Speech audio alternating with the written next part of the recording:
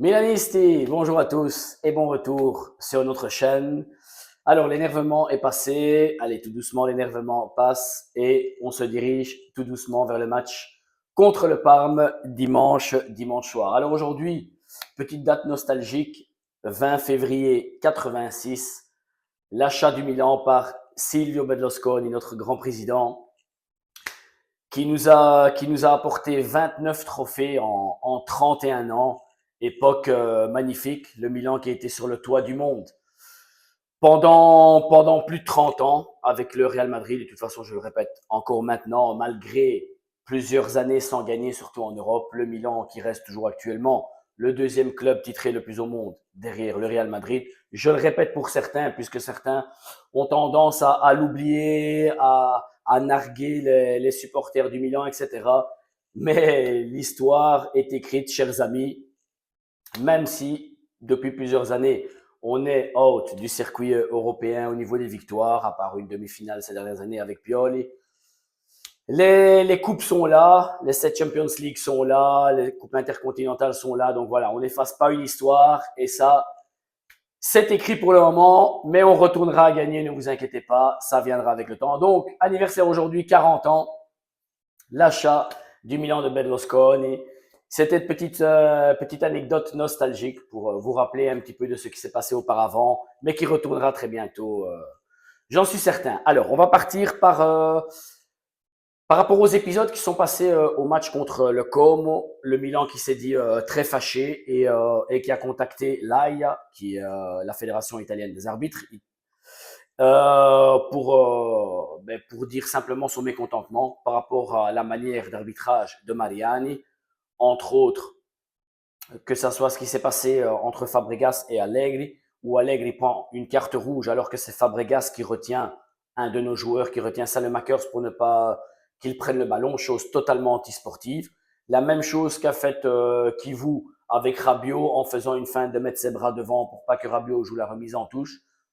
Un Conte qui proteste tout le temps, un Gasperini qui proteste tout le temps amèrement. Et aujourd'hui, c'est Allegri qui est l'entraîneur qui a reçu le plus de cartons rouges, apparemment, qui a été le plus suspendu depuis le début de saison. Et je trouve ça, honnêtement, c'est pas pour le défendre, mais je trouve ça scandaleux parce que les tons que mettent sûrement Gasperini et Conte sont beaucoup plus élevés et nerveux que ceux d'Allegri. Donc, pour ma part, je trouve ça pas normal du tout, que c'est toujours le Milan qui doit payer et j'espère qu'à l'avenir, les choses là changeront avec le fait que le Milan ait pris contact avec eux. Et aussi pour l'épisode, à part d'autres petites fautes, je le rappelle pour ceux qui penseraient que je suis en mauvaise foi, Alexis Salemakers devait être expulsé. Il n'y a pas de problème à le dire.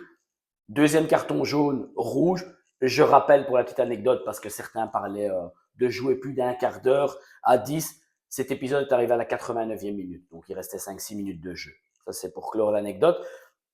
L'épisode sur Pavlovic, une entrée de jeu très dure, qui n'a même pas été sanctionnée par un carton jaune. Pavlovic a effleuré la rupture du péroné. Les examens ont été faits hier, un gros hématome au niveau des tissus, mais la fracture du péroné a été exclue, mais c'était très délicat. Donc voilà. Et quand je lis un commentaire hier où ils disent que pour avoir le carton rouge, l'expulsion, il faut une fracture, je pense que ça sort vraiment de toute compétence, de toute logique, je sais pas. Avoir lu ça hier, ça m'a fait énerver dans un sens et fait comprendre combien les règlements sont ridicules pour le moment et qu'il est grand temps de se faire un examen de conscience. Monsieur Rock, qui était déjà un piètre arbitre quand il arbitrait, et il est encore pire aujourd'hui comme désignateur des arbitres et comme responsable des arbitres, il est grand temps de remettre un petit peu d'ordre dans tout ça. Alors, on va passer à d'autres sujets. On va passer un petit peu à ce qui est mercato. Alors, on a un jeune qui s'appelle Komoto. Komoto, un jeune milieu de terrain, très jeune, le même âge que Kamad, de 17 ans, je pense, qui promet très bien, qui est prêté actuellement au Spezia. Et on prévoit pour lui un parcours intéressant, ici il est en série B, il joue régulièrement. On prévoit pour lui un parcours en série A l'année prochaine pour lui donner un petit peu plus de contact de jeu au niveau de la Serie A. Mais c'est un joueur qui promet bien. Donc voilà, à suivre ce jeune gamin. Par contre, par rapport à Kamada, il y a eu des nouvelles qui sont sorties ces derniers jours. D'abord, Nicolo Schira, qui fait le calciomercato en Italie, donc Top Calcio, l'émission de TV, mais etc.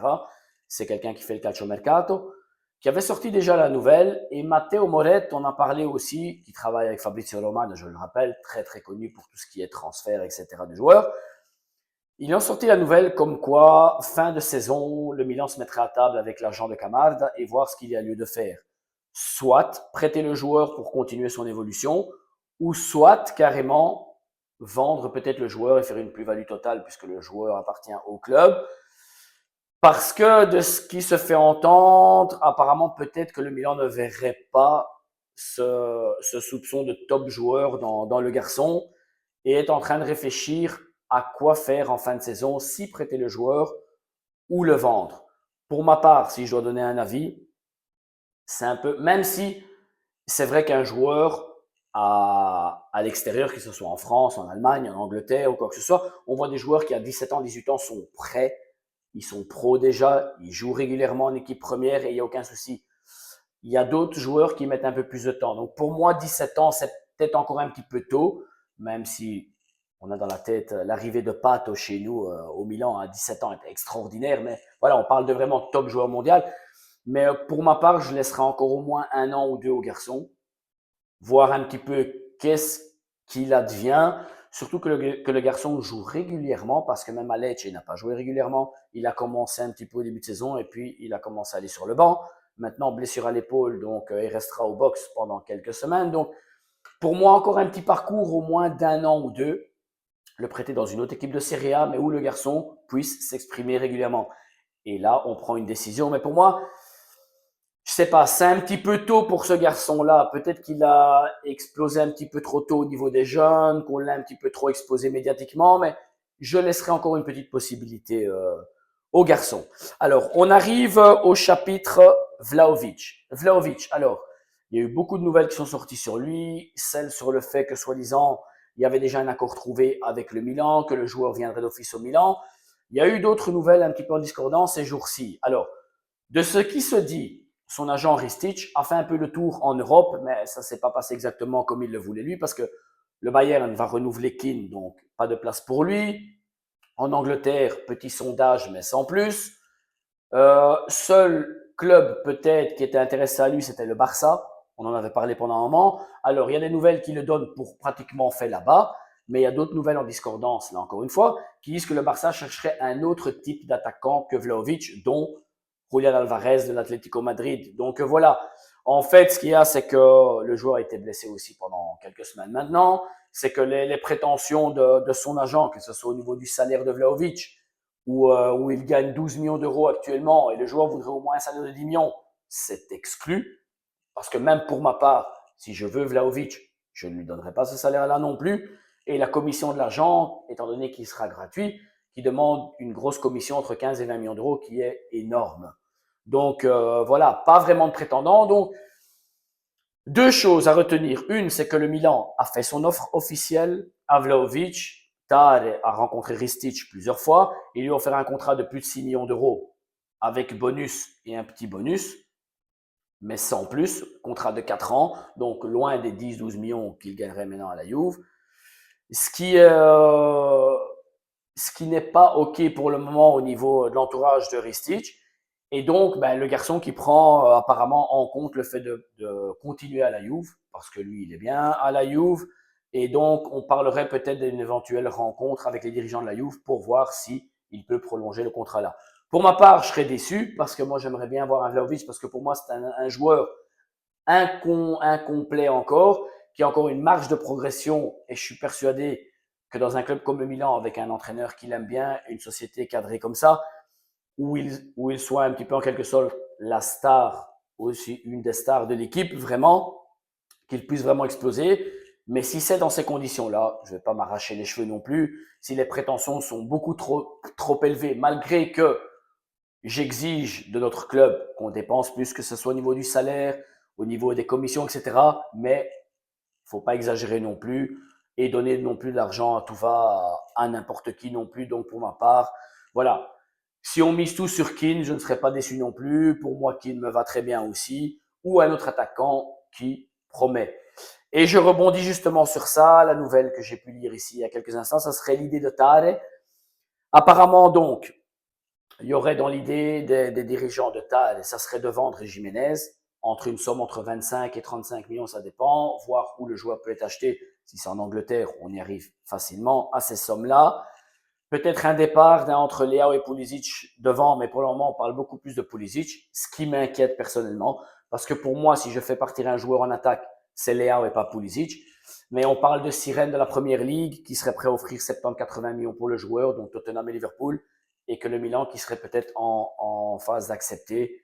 Ce qui, moi, m'énerverait énormément, parce que pour moi, Pulisic est le joueur intouchable de notre attaque, et je préfère sacrifier Leao qui pour moi ne fera jamais le saut de qualité que de perdre un Pulisic. Mais bon voilà, avec les départs, l'idée apparemment, il y aurait un joueur qui plaît, de ce que j'ai pu lire, même si moi je ne m'intéresse pas à Moncada, mais qui plairait à Tare et à Moncada, c'est Antonio Nusa, un 2005, donc 19 ans, 19-20 ans, joueur du Lipsia, qui cette saison a mis 3 buts et 3 assists en 23 matchs, mais qui est un joueur qui est en train de progresser apparemment et dont d'autres clubs ont déjà mis les yeux dessus, que ce soit le Naples ou l'Atlético Madrid. C'est un joueur que le Lipsia fait savoir qu'il n'est pas intransférable, mais qui demandera bien évidemment une somme entre 50 et 60 millions, un peu comme Sesco. Ils ont tiré la corde pendant des années pour ce garçon-là, pour le faire partir. Maintenant, il est à Manchester et on voit un petit peu, il n'a pas encore totalement explosé, mais bon, voilà. Donc, encore une grosse somme à dépenser, mais c'est un joueur sur lequel apparemment le Milan a jeté les yeux. Je vous avoue, je n'ai pas eu l'occasion de le voir, je ne le connais pas plus que ça, donc j'irai le voir comme vous, quelques vidéos sur YouTube, voir un petit peu ce que ça donne. Mais ça serait les nouvelles d'aujourd'hui. Chers amis, petit like à la vidéo, abonnez-vous, on fait grimper les abonnés, on arrive à 100, il manque plus beaucoup d'abonnés pour arriver à 100, pour augmenter tout ça d'ici fin de saison. Sempre forza Milan, à demain chers amis, bonne journée.